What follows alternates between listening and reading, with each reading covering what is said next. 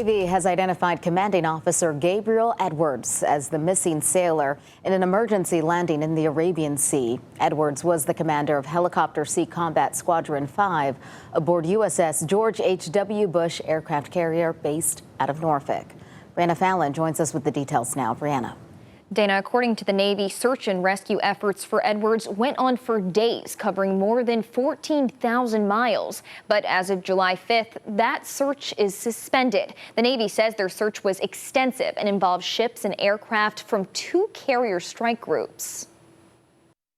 A tragedy at sea. My heart is with the Edwards family. According to the Navy, a helicopter made an emergency landing in the Arabian Sea on July 1st. 3 crew members were recovered, but the 4th, identified as Commanding Officer Gabriel Edwards, was reported missing. Bonnie Carroll with the Tragedy Assistance Program for Survivors says closure in these situations can be difficult. My father-in-law is an example of that. He was a military member, lost at sea, never recovered.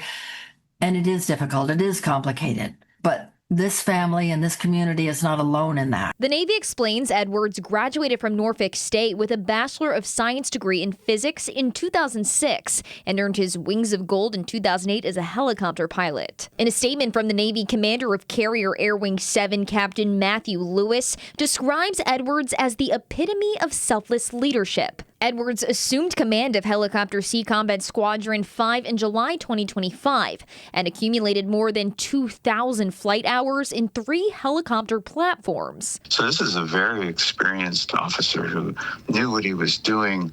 I'm sure his first response was to take care of his crew and make sure that everybody got out. Retired Navy Rear Admiral Michael Smith says while it's unclear what led up to the emergency landing, training is extensive for these types of situations in the military. The moment anything goes wrong, crews will do what they can to help. As soon as a helicopter declares an emergency, everyone is going to be doing everything they can to quickly get there and pick up the crew. And certainly if there's someone missing, you're going to begin an extensive search. Unfortunately, these things do happen, and my heart's out to the family. Edwards is survived by his wife and 2 children. In a statement from the Navy, his wife, Rebecca, said in part, "We find comfort in knowing that Gabe lived a life of extraordinary purpose, devoted to his country, his squadron, and above all, the family he loved so completely." Brianna Fallon, 13 News Now.